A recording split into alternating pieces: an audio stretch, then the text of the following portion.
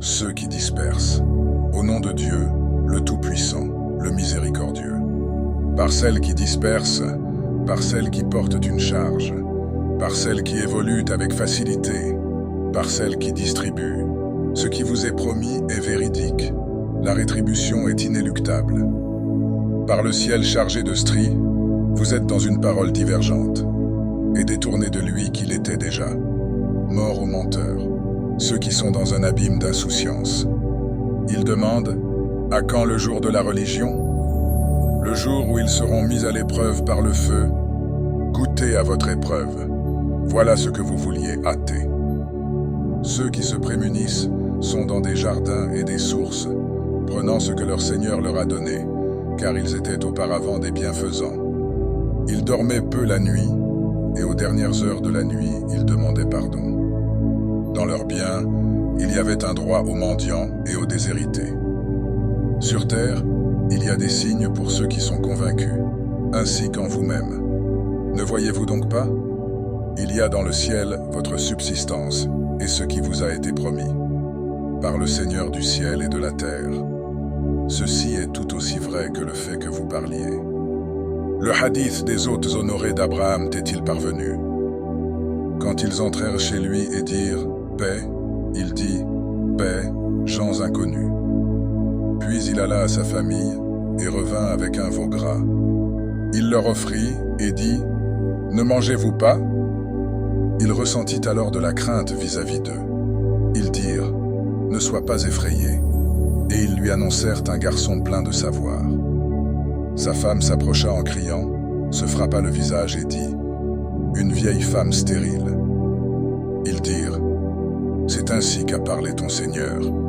C'est lui le sage, le connaissant. » Il dit « Quelle est votre affaire, ô envoyé ?»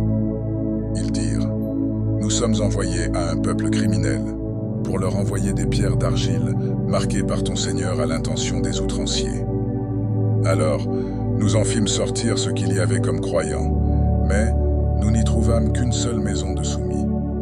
Nous y laissâmes un signe pour ceux qui redoutent le douloureux châtiment, ainsi qu'en Moïse, quand nous l'envoyâmes vers Pharaon avec une autorité évidente.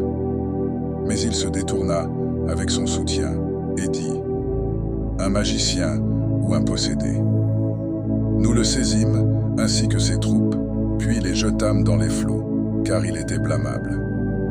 Ainsi que dans les Hades, quand nous envoyâmes contre eux le vent stérile, ne laissant rien sur son passage sans le réduire en poussière. Ainsi que dans les Tamoud, quand il leur fut dit « Jouissez pour un temps ». Ils défièrent le commandement de leur Seigneur. La foudre les saisit alors qu'ils regardaient. Ils ne purent ni se mettre debout, ni être secourus. De même pour le peuple de Noé auparavant. C'était un peuple de dépravés. Le ciel, nous l'avons construit par notre force, et nous l'étendons constamment. Et la terre, nous l'avons étendue. Combien sont bons ceux qui étendent. De toutes choses, nous avons créé un couple.